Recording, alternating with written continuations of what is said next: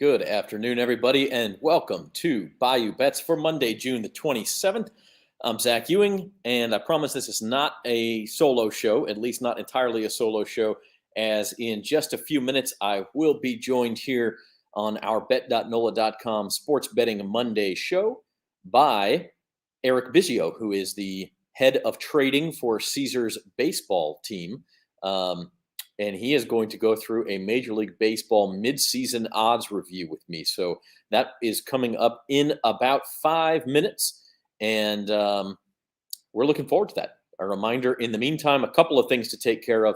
One is that we are brought to you by Caesars Sportsbook, and we hope that you can sign up for the Caesars Sportsbook if you want to get in on some of this Major League Baseball action, or if you are just waiting for football season like a lot of us are. You can sign up for Caesars Sportsbook at NOLA.com/Caesars, and your first bet is risk-free up to $1,500. So the way that works, you make your first bet. If it wins, great, you just made yourself some money.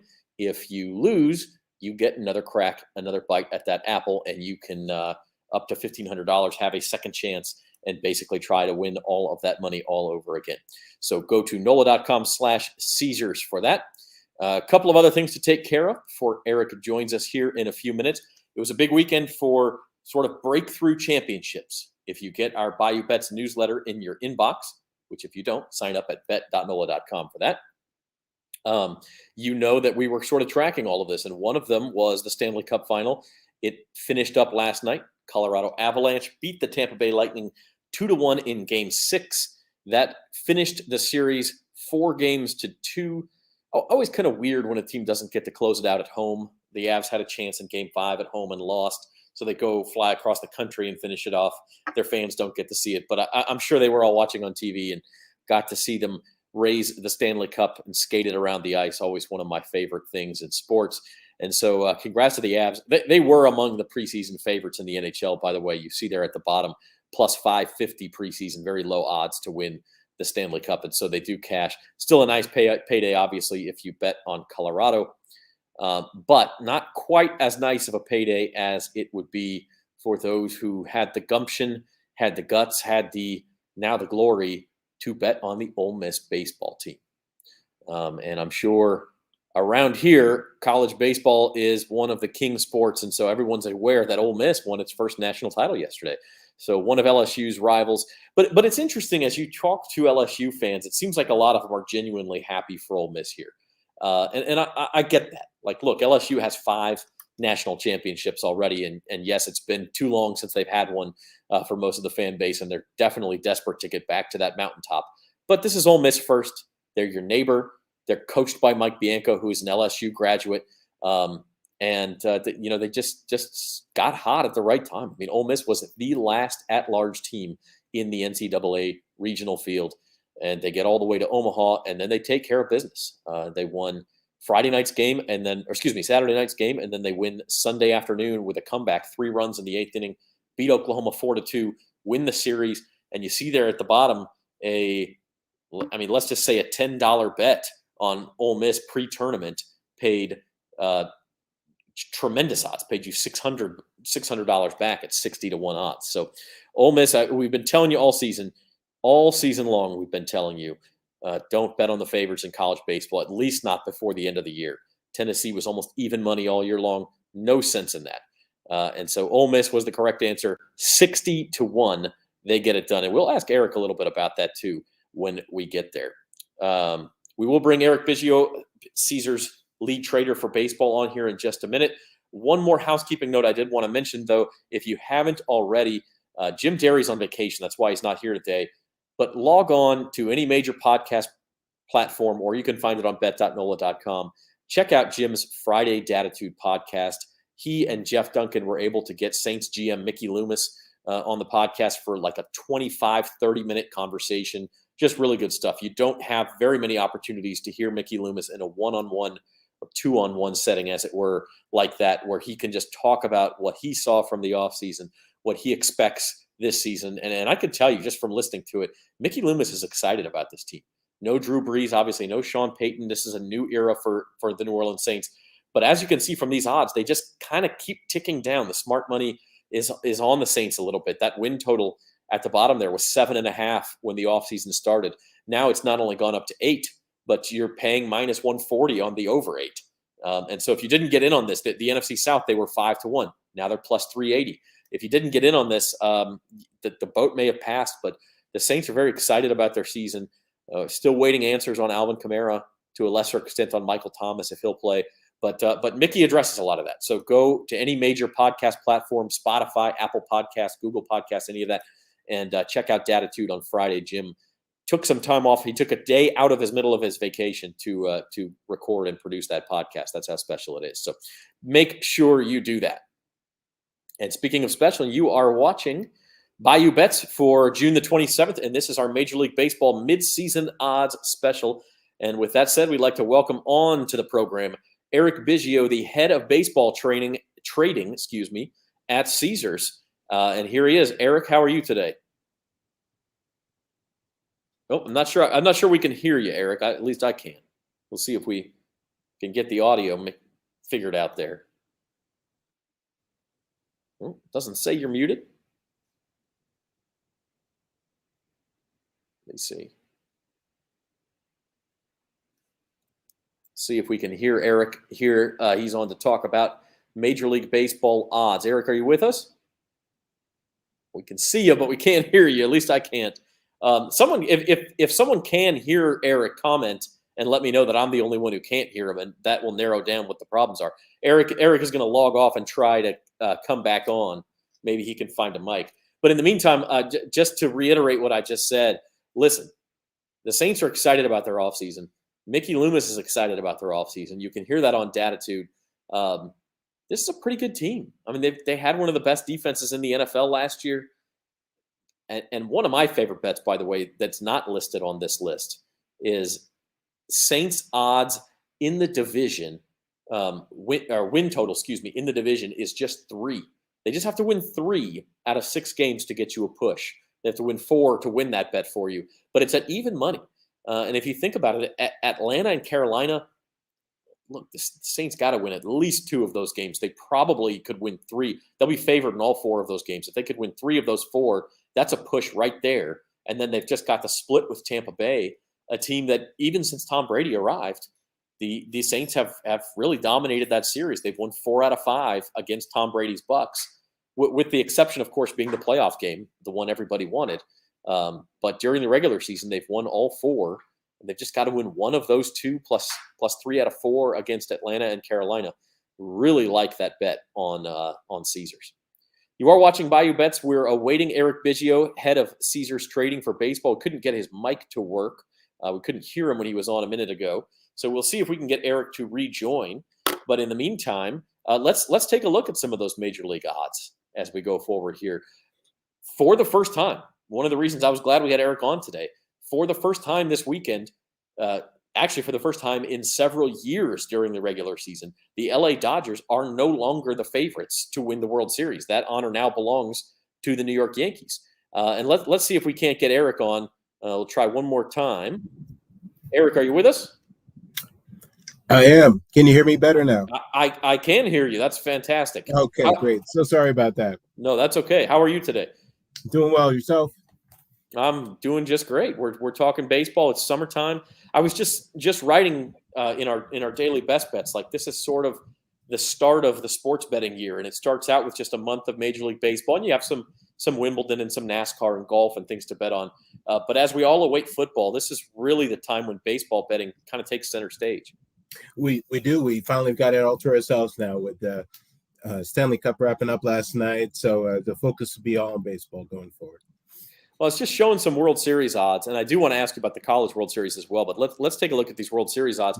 And for the first time, you would know better than me. When was the last time in the regular season the Dodgers were not the World Series favorite? I think it's been years. I just made a note of that this week with the injury to Mookie Betts and some injuries to their bullpen with Daniel Hudson going down, and with the Yankees' torrid pace that has propelled the Yankees to the favorite now. So it's been, I'd say, the Dodgers were favorite all through last year until the Braves beat them, and probably towards the end of 2019, I would say. Yeah, it's been a long time. I know the Giants had a good team last year, but the Dodgers were still the World Series favorites the whole time. Yeah. And that's one thing, people see the Yankees record and they've won 53 games. I think they're 53-20 as of right now. Just an incredible winning percentage, on pace to challenge the record of 116 regular season wins. Yeah. But the way baseball's structured anymore, it doesn't really matter if they win 115 and the Dodgers only win 100. Once you get to the postseason, it's all wiped clear, of course, and the Dodgers still have the starting rotation. They'll get healthier. Yeah. Are you taking money on the Yankees? I mean, is that one reason for the odds move as well? Yeah, it's a two-pronged kind of move. Performance and money has prompted the move to making the Yankees favorite. But like you mentioned, once playoffs start, and with the expanded playoffs this year, it might make it a little more random. The thing that's going to be an interesting factor is the buys, right? Coming into this year, we'll have the expanded wild cards, but the two best records will have a bye. So I think that'll be a huge factor, looking like the Yankees and the Astros, and could be the Dodgers and Mets in the National League, but still up for grabs. Yeah, let's take a minute and talk about that, because the playoff structure is so new. It's now 6 teams from each league that get into the playoffs. Previously, for the last 10 years or so, it's been 5. Now it's 6, and so the top 2 teams get a bye into what is still the divisional round, while teams 3 through 6 in each league, they've got to play this best of 3 series that, I mean, as we know in baseball, like a best of 3 series. I mean, I think the Orioles took 2 out of 3 from the Rays last week, and I'm sure you could find an example every single weekend. You look and say, well, that team's not as good as this other team, but they took 2 out of 3. Right. And so it adds this level. If you're not one of those top 2 teams, you've got to win, maybe not quite a coin flip, but something close to that just to get through. Oh, absolutely. And, momentum just as good as your next day's starting pitcher, right? So you have a standout starter, let's say McClanahan on the Rays, who just could shut down any offense. That could overcome any kind of advantage or season-long advantage that a team might have. So, it's going to be a real battle, I think, to see who finishes second as opposed to third. I think that's going to be a real battle, and also for the 6th wild card, the last team to get in. That'll be fun. That'll be a new element this year. Yeah, absolutely. On a similar topic, Eric. Yeah. For those who are new betting baseball, since it is that time of year, are futures more popular in baseball than they are in other sports? It just seems to me, with so many games, that maybe people are afraid to bet an individual Friday night game, but they're willing to say, I think that team wins the AL West. That's a good question. And I think just by the volume of games, like it does come in, because especially something like the home run chase, where the home run leader, where you have games every day, and just human impulse. Somebody sees an Aaron Judge home run. Oh, I've got to bet him to be the home run leader, or their favorite guy, Pete Alonso hits a couple home runs, they run to bet him. Whereas football, it's every week, right? So you get that weekly action on Saturday and maybe Monday after the games are done, but then there's kind of a pause until the games start up again. Whereas baseball, it's that daily grind. You get it. It's a 162 game season all during the summer. So yeah, the futures market, I think, is a little more popular than the other sports. Yeah, I mean, the viewers of this show know, and of other shows, of course, in football, we'll talk about a line all week and talk about how it moves and how different injuries or injury reports may have an effect on it. In baseball, there's no time for all of that. I mean, it's just, you've got a matter of hours instead of a matter of days, and then there's another game. And so advice for single game bettors. And I know there's all sorts of options. You can bet on a 3-inning line or a 5-inning line or a 7-inning line if you want to take out the randomness of a bullpen. And then the other thing people ought to know is there really is no such thing as a big favorite. I think the Yankees are minus 300 against Oakland tonight, which is about as big of a line as you'll see in baseball, just because the games are sort of random and the favorite does not always win. And so sometimes it's worth taking a shot on that underdog. Well, absolutely. Even the worst teams in the league still win 60 times a year, right? Approximately. So, as you said, you have to factor that in. And as you mentioned, the first 5 innings, a great handicap for your new bettors, where if you're a former coworker of mine would get so frustrated with the bullpens, and he kept losing his bets in the seventh, eighth, and ninth innings. He said, "You know what? I'm just gonna." And this was when it just first started, the first 5 inning wagers. He goes, "That's it. That's all I'm gonna bet from now on. I want to bet purely on the starting pitchers," and that's a great angle. If you're a handicapper and you want to focus your baseball handicap just on the starting pitchers, that's a great way to do it, where it kind of takes the bullpen out of the equation. Just a reminder to new users, you can sign up for the Caesars Sportsbook app at NOLA.com/Caesars. $1,500 risk-free bet on your first bet for new users. Go to NOLA.com/Caesars to sign up. Let's dig into some futures, Eric. This is our MLB midseason odds report on bet.NOLA.com. And I'm excited to get your thoughts on some of this. We talked to you about the very top of the board with the Yankees passing the Dodgers just by 20 cents there. As the World Series favorite. How about those next two teams on the board? Because they've sort of separated themselves too. You mentioned those 4 teams as possibly getting the 4 buys through the first round. But beyond that, just from a team strength point of view, those look like the 4 that you start with. Yeah, and the Dodgers lineup, even through all the injuries they've had, is just so deep. And, they've got guys like Gonsolin and Tyler Anderson step up kind of to really help up their rotation. The Astros, we've got some pretty strong liability there, took a pretty strong bet on the Astros to win the World Series. So, with reason too. They're just playing great. That Alvarez is a stud in the lineup. The lineup is so deep, and they're going to get McCullers back too. Likewise with the Mets, their rotation's only getting better with DeGrom and Scherzer coming back shortly. So those 4 teams, as you mentioned, have kind of separated themselves from the pack. There's still a lot of baseball left to play. We haven't reached the All-Star game yet, so it wouldn't surprise me if one of those teams on the bottom part of their slide there, the Braves or the Blue Jays especially, or even somebody like the Red Sox who've been red hot, kind of make a strong move. Yeah, and we'll look at page 2 here, and that you see the Red Sox in the third line down there, 35-1 still. Is there a team on this list or the bottom of the previous one, maybe, Eric, where Caesars does have a little liability? You are starting to see some money come in, even though they aren't looking like a World Series contender at the moment. We were taking some solid money on the Phillies prior to the Harper injury, and unfortunately, that's just going to have a big effect. That team, they're built kind of like a softball team, right? With Schwarber and Castellanos and Harper, and these guys could just hit home runs for days.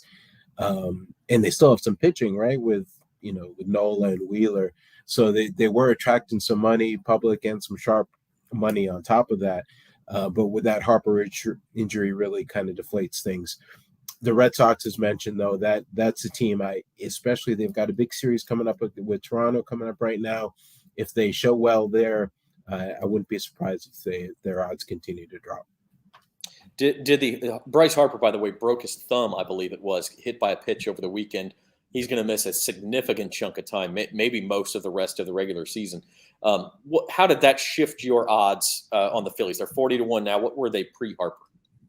I believe they got down to 30-1, Okay. so about 10 points higher. And then individually with Harper as well, he'd gotten down to about as low as 5-1 for the MVP, and now he's drifted above 20-1. Just unfortunate because he was really gutting it out, playing through injury and carrying the team. So a big effect on all prices there. Yeah, and we'll get to some MVP odds here in a few minutes. The bottom of the page there, the Baltimore Orioles are 1,500-1. And the reason I bring them up is because I believe I saw this morning that a Caesars property in Maryland took a fairly large bet on them at 2,000-1 to win the World Series. Not often you see someone lay significant money on odds that long. And of course, it did have an effect. They go from 2,000-1 to 1,500-1, still very long. But tell us about how the book will react to a bet like that. Oh, we'd have to just even though it might look like a long shot, it's the liability on those long odds builds up quickly, right? So every $20 bet, even at 100-1, 200-1, it builds up quick. a lot quicker than the Yankees at 4-1. And I'd seen you mention before Ole Miss. We took, we lost a decent chunk on the World Series there because we had them at 100-1 earlier in the year when they're off to a slower start. So we have to react quickly on those kind of long odds. Yeah, and congrats to those Ole Miss bettors. And I just looked it up. It was at the Horseshoe in Baltimore, a $200 bet on the Orioles at 2,000-1. So it'll pay $400,000 if it. Now, I mean, look, there's still like 7 games out of the playoff chase. They're playing better than people thought they would. There's still a long way to go just to get into the playoffs. Yeah. But that's the fun of betting, right? Yeah, absolutely. I mean, the Rams, I think my first year in the industry, the St. Louis Rams at the time were a similar price, 200-1, something along those lines. And people put in speculative bets, $500, and we paid some big tickets on those. So, those are the tickets that make gambling great. Leicester City, EPL a few years back, same kind of thing, 1,001, 2,001. So it could always happen. There's you can never say never in this business. Yeah, I mean, people laugh at some of these bets, but they cash sometimes. So, yeah. Break it down and look at each league individually. Obviously, not a whole lot of difference in the order here from the World Series odds. Yankees 2-1, Astros little higher than 2.5-1, and then it's the Blue Jays at 5-1. A pretty significant gap there between Toronto and anybody else. And we've seen that all year long. Toronto, even though they got off to somewhat of a slow start, they get a lot of respect. Yeah, and they were, I believe, the preseason favorite for the AL East, or if not tied with the Yankees. So there was a lot of kind of public love for the team. But going into the year, they've got some real likable guys with Vlad Jr. and Bichette and these guys. So we have a lot of built-in liability for the Blue Jays. So I think we're kind of waiting for them to make their run. The pitching is there. I think Gausman and Alek Manoah, those guys have shown well. A little bit of disappointment with Barrios, their third guy. So, but I'm still waiting for them to make a run. So I wouldn't be surprised if they not really give the Yankees a battle for the AL East, but make a strong move to be at least the second best team in the division. And the team that they will fight potentially in the playoffs is the Houston Astros, which is the hometown team for a lot of people in Louisiana, especially now that Alex Bregman, LSU great, is one of their stars and one of their veterans. The Astros, I mean, boy, the team does not look the same as it did a couple of years ago. And I know you mentioned some of they're getting McCullers back, they're getting some of their pitching back, and they had the sign stealing scandal, all of that. Turns out this organization, this franchise, was built pretty strongly because even as they move guys in and out, every time they bring up a new player, Yordan Alvarez a couple of years ago is now an MVP candidate. Jeremy Pena this year, not a lot of people had heard of him. He's a Rookie of the Year candidate. The Astros just keep chugging along. Yeah, and the analytics department, I think there's a lot of credit within that organization. They keep, like you said, pulling up guys within the organization. That's the strength of a strong organization where you can just kind of promote from within and just plug in guys and say, okay, well, we value your contribution, Carlos Correa, but we've got a guy ready to take your shoes and without missing a beat. And to me, I think this lineup is even stronger than years past. It's just not a lot of holes from top to bottom. And the pitching is, Verlander's the one key that I thought has made a big effect this year. I didn't think he'd come back as strong as he has, and he is, if not the odds on, he's one of the co-favorites for the Cy Young. And again, we'll get to those awards here in just a few minutes. Looking at the National League, Dodgers still the favorite here. The Mets have a slightly better record at this point. And then another team that's a lot of people around here cheer for is the Atlanta Braves, defending champions. Started out slow, but they've gotten hot, and now they're starting to challenge the Mets. What do you see about the Braves' long-term prospects? Yeah, you have to respect them. Any World Series champ. I thought there'd be some questions replacing Freeman. Olsen really hasn't stepped up, but they're so deep. Acuna really hasn't been healthy all year, but now they've got guys like Michael Harris and Steven Strider. rookies that have made solid contributions, and now they're kind of playing to the level people expected. So the NL East, I think, is going to be a dogfight going for the rest of the year. The Mets are, about a $2 favorite, but I think that there it is. I think that, with reason, it's going to be a 2-horse race going down to the wire. Yeah, and that's a nice segue into our division odds here. A couple of divisions that have all but been decided. We talked about how hot the Yankees are. A little bit of respect in that price for the quality of the Blue Jays. And then the AL West, the Astros, almost certainly going to win that division. But elsewhere, we've got some good races. And Eric, I look at the NL West where, yes, the Dodgers are, plus 200 favorites to win the NL, but they're only minus 220 to win their own division because the Padres are a team that's having a great year. Yeah, absolutely. And Machado, had kind of put the team on his shoulders to start the year. Manny Machado and guys like Mackenzie Gore, rookies, really stepped up. Yu Darvish and Joe Musgrove, another NL Cy Young Award candidate favorite.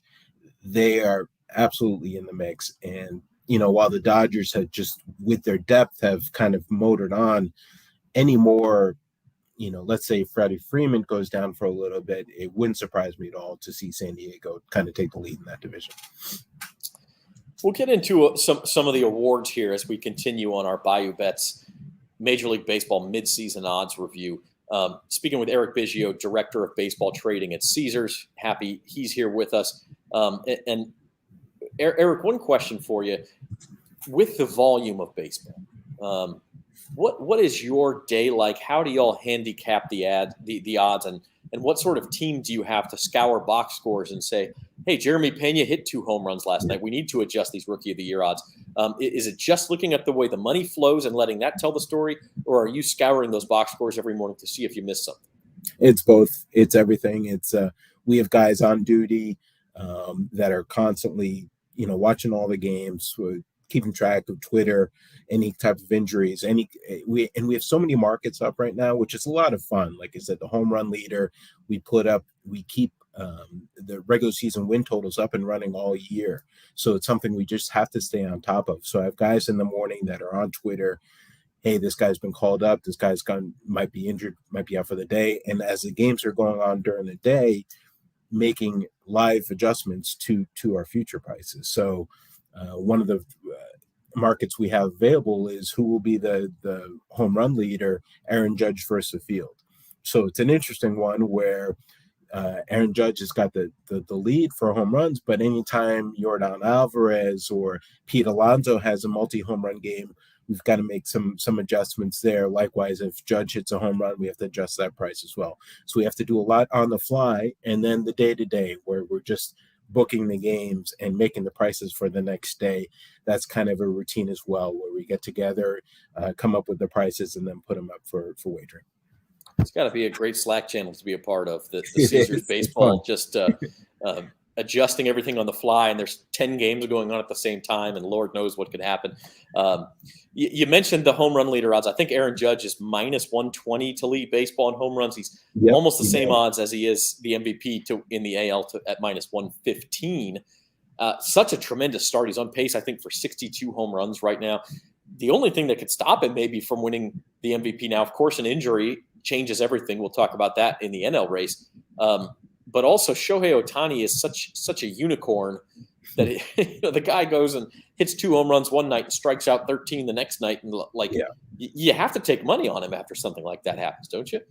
Absolutely. And it's the AL MVP, and unlike anything for years, it's just so many diverse opinions and strong opinions on either candidate, right? Where I see guys who are in the Judge camp, you have to vote for Judge. Look at the numbers he's putting up. Look at the Yankees record. He's carrying them. Oh, you look at Ohtani. He's a unicorn, as you mentioned. And who else can pitch and hit like this? And he hits 470-foot bombs, and the next day he strikes out 13. So how do you value that in something like the AL MVP market? It's a really kind of philosophical debate as far on top of the baseball debate. So it's a real fun one to handicap and book as well. So whenever one guy does well, I'll see the bet ticker light up. Like just as soon as Judge hit the 3-run homer yesterday, a ton of Judge bets came through for the MVP. Likewise, when Ohtani's going great guns, when he's striking out a ton of guys, I see bets come in for Ohtani, not only for the MVP, but for the Cy Young, where he's got a listed for the Cy Young. So it's a fun one to book. You also, and we talked about this, our team talked about this last week with the NBA Finals MVP. Part of it is also handicapping the way people will vote and the human nature involved in that. In the NBA Finals, the discussion was, well, if Curry is even close, he's never won a Finals MVP before. There's going to be a sentimental momentum to get him that MVP. Shohei Ohtani, I feel like, got that a little bit last year. But also one thing that's changed is the Angels are 5 games under 500. They're not a good team. They lost 14 in a row. But that doesn't seem to matter to voters as much as it did even 10, 15 years ago. Now you can win the MVP on a losing team. Yeah, absolutely right. And a good thing is mentioned is kind of voter fatigue. Will there be voter fatigue with Ohtani in this case? We'll say, well, we gave it to him last year. Look at the years Judge having, we can't give it to him back to back. And there's other camps saying, well, anytime Ohtani's having a year like this, he has to be the MVP. He has to be the best player. Who else can do such a thing?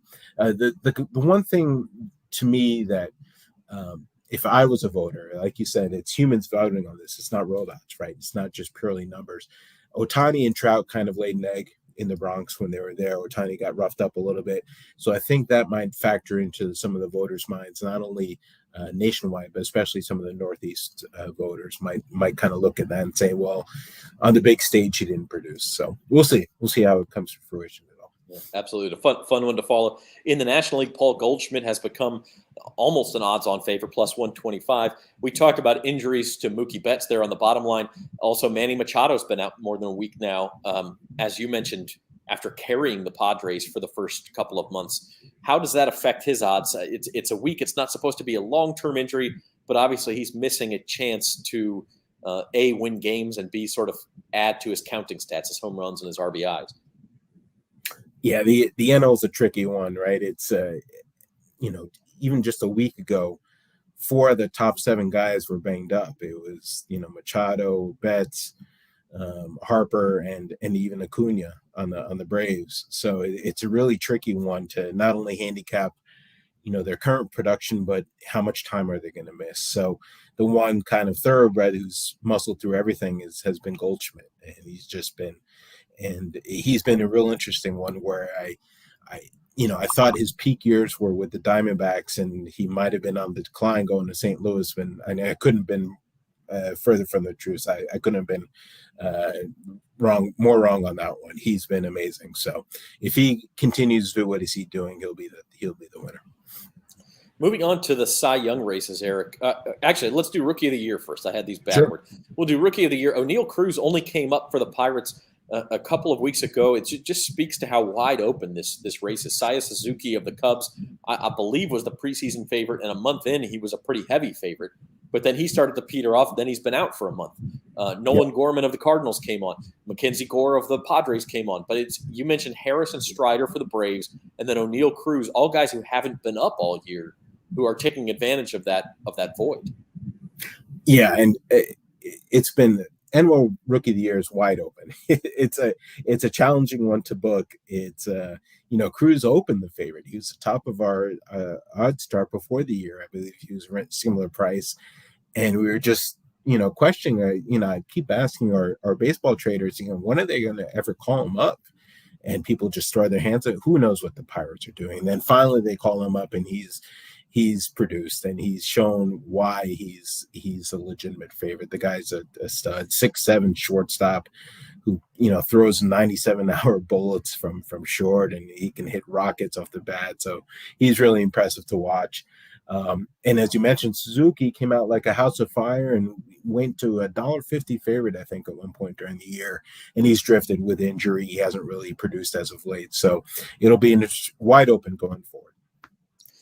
And the interesting one there, too, is Cruz obviously would not win this if the vote was taken today. He just hasn't been up long enough. I mean, he's only Mhm. got 2 home runs. I mean, he's just can't compare statistically. But you're trying to judge the momentum for the rest of the season here. You're not looking at today. You're looking at, okay, well, over the next 4 months, will he produce as much as these other guys have produced in 6 months? 1,000%, Zach. And I think if you voted for first half of the year, you'd have to give it to Mackenzie Gore, who's just been phenomenal.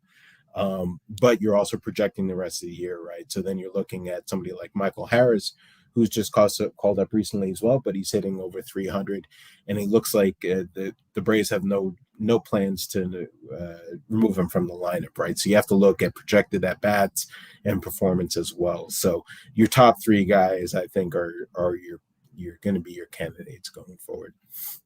Moving on to the AL there at the bottom half of your screen, a guy we've mentioned a couple of times, Jeremy Pena, kind of came out of nowhere. He was a little bit of a long shot, spent some time as the favorite in this race. He has been hurt for the last week and a half, and so that's allowed the two guys everybody knew going into the year. Julio Rodriguez of the Mariners is now your odds-on favorite. Also, Bobby Witt Jr., his odds have shortened as he's gotten hot over the last couple of weeks. Yeah, and in this one has been a kind of a two-horse race for a while with the top two guys. Witt just recently, as you mentioned, has been playing better. He was the initial favorite, but there was a lot of publicity for Julio Rodriguez, even in spring training, saying how special and how much of a standout product this guy is. So he's, in May and June, he's really shown what kind of a talent he is. So if he stays healthy, it's his award to lose. So Julio, the favorite there, and then we'll finish with the Cy Youngs. And I mean, Eric, this is such a Tampa Bay Rays thing, but I feel like if you polled even baseball fans who paid attention in March, or maybe even at the end of April, I'm not sure they would know who Shane McClanahan was. Right. And now he's the favorite to win the AL Cy Young. Yeah, absolutely, and yeah, I'm the lead baseball trader, right? And I didn't factor him in at all as a potential Cy Young Award winner. But pretty quickly it found out the biggest hint, Zach, is when the bettors and your sharp bettors are betting a guy not only in awards but on the day-to-day basis. So right off the bat, McClanahan, let's say we put him up as a $1.30 favorite, and they would lay it to $1.40, $1.50. So that to me was a signal that wow, the bettors have confidence in this guy. We better pay attention as well. Yeah. I mean, he has been phenomenal, as has Justin Verlander. Obviously, you mentioned him, and then Alek Manoah of the Blue Jays, a rookie last year, had a real strong year and has just kept going. Yeah, and he's kind of carried the team, right? Where Barrios has drifted a little bit. It's been Manoah and Gausman who've done the trick for the Blue Jays, and Garrett Cole's a real interesting one where he was a preseason favorite, had some kind of rough starts right off the bat, and guys like Nestor Cortez and Jordan Montgomery were doing their thing for the Yanks. But now, as of late, Garrett Cole's been the Garrett Cole of old. He's been really tough last few starts, and I think he looks like he's back on his A game.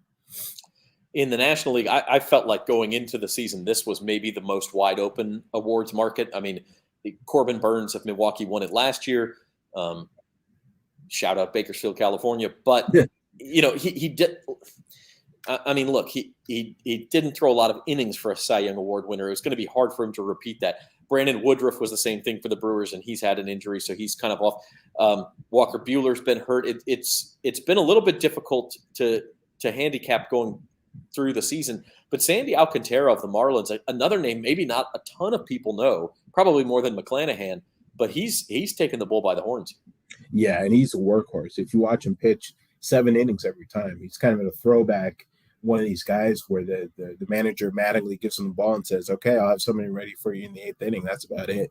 He just goes out, throws strikes, and it's impressive to watch him pitch. He doesn't look like he's not a high effort guy. He looks like he's pretty easy velocity.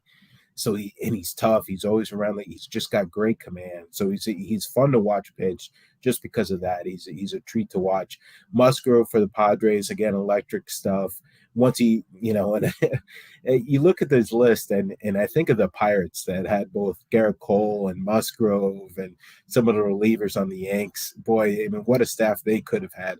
But anyways, and further down the list there, Max Fried and Wheeler, some live arms in the NL.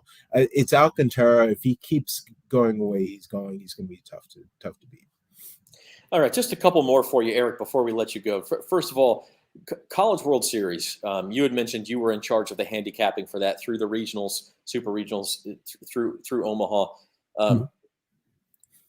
How do you do that when you're not necessarily watching it with the same level of care and interest as you do the major leagues? You have some markets that I would imagine college baseball is almost non-existent.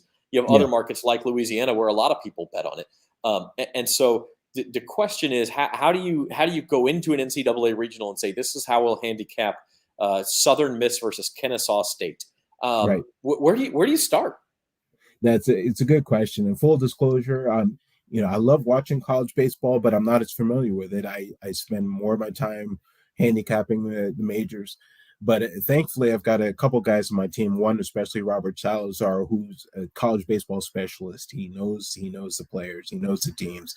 So I rely on him supremely for College World Series, for the regionals, and we've been booking it once conference play was started. So it was something where he was just on it. He was managing the futures, and he would just give me updates on how we stood and which are the teams to watch out for going forward, that kind of thing. Yeah, and it's a ton of fun, and it's one of those sports, even more so than professional baseball, where, I mean, underdogs win that thing all the time. I mean, you really got to be on your toes. Yep.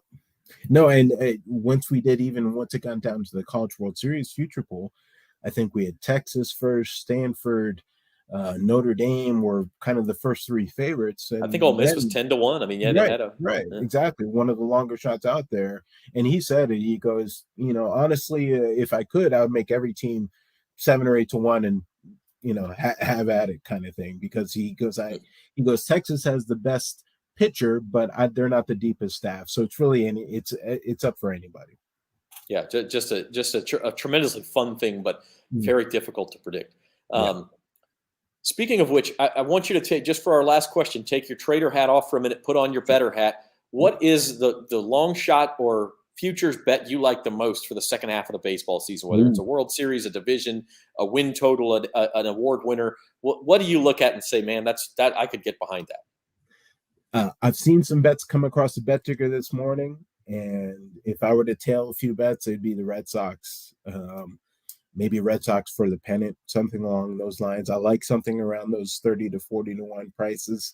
So that's right in my range. I think they're 25 to 1 for the to win the American League. So I think this morning it was 17 to 1. So maybe moving, taking some money. Yeah. So that one I think is pretty live, and who knows where Chris Sale's going to come back, but if he comes back anywhere close to the guy he's been in the past, they could be really live. And that lineup is with Devers and Story, Bogarts. They've got some bats, and as you mentioned, in a 3-game series, anything can happen. So I think there'd be a live team going forward.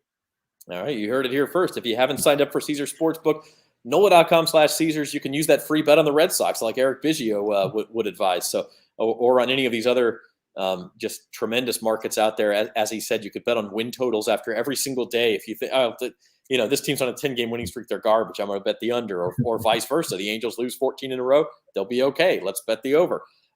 So very interesting. And Eric, we thank you so much, the head of baseball trading at Caesars Sportsbook. Can't thank you enough for being here. My pleasure. Thanks again for having me. All right. Thank you, Eric. And we're very happy he could join us for this midseason odds report. And that will about do it for Bayou Bets on this Monday. Jim Derry and Devin Jackson are on vacation, as is Spencer the Guru Urquhart. Patrick McGee's out sick. I mean, everybody left me except I had Eric Biggio here, so everything was okay. Little housekeeping note before we go. We will be dark for 4th of July weekend. No At the Book on Thursday, and no Bayou Bets next Monday, which is July 4th. So we will be back with you on Thursday, July the 7th for At the Book at 4 o'clock. live on these same social media channels and on bet.NOLA.com. Jim will be back. Spencer will be back. Devin will be back. I'll be there. Maybe I'll just let those guys handle it. I've talked enough. And until then, we certainly appreciate you all joining us and watching our Major League Baseball midseason odds report. Until next time, thanks for being here.